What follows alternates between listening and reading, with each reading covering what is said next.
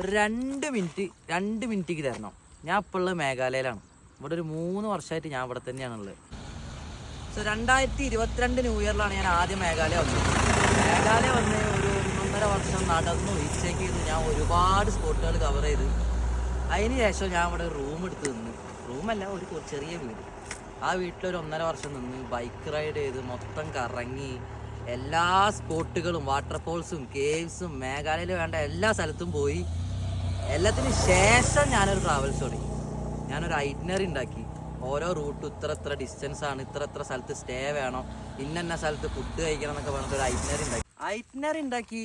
എനിക്ക് എൻക്വയറീസ് വരാൻ തുടങ്ങി. ചെറിയ രീതിയിൽ പാക്കേജ് കിട്ടാൻ തുടങ്ങി. എനിക്ക് കൂടുതൽ എൻക്വയറീസ് വന്ന നാട്ടിൽ ട്രാവൽസ് നടത്തുന്ന ടീംസാണ്. അവർക്ക് B2B ചെയ്യണം എന്ന് പറഞ്ഞിട്ട്.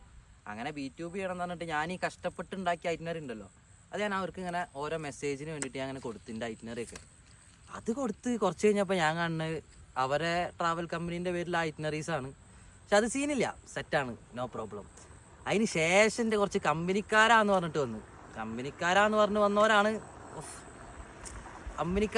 വന്ന് എൻ്റെ ഐറ്റിനറിയും വാങ്ങി കൂടെ നിന്ന് ഇവിടെ ഇപ്പോൾ വേണ്ട വണ്ടീൻ്റെ കാര്യമാണെങ്കിലും റൂമിൻ്റെ കാര്യമാണെങ്കിലും എത്ര ഡിസ്റ്റൻസ് ഉണ്ട്, എവിടെയൊക്കെ സ്റ്റേ ചെയ്യണം, എത്ര രൂപ ഓരോരോ സ്ഥലത്ത് വരും, എത്ര റുപ്യ പാക്കേജിന് ഇടണം, ആ പാക്കേജിന് എത്ര രൂപ ലാഭം കിട്ടും, ഇങ്ങനെ വേണ്ട എല്ലാ സാധനങ്ങളും ഞാനങ്ങ് പറഞ്ഞു കൊടുത്ത്.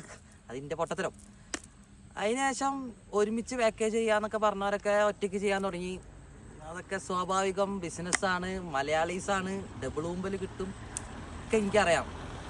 പക്ഷെ അപ്പോൾ അതൊന്നും പറയാനില്ല.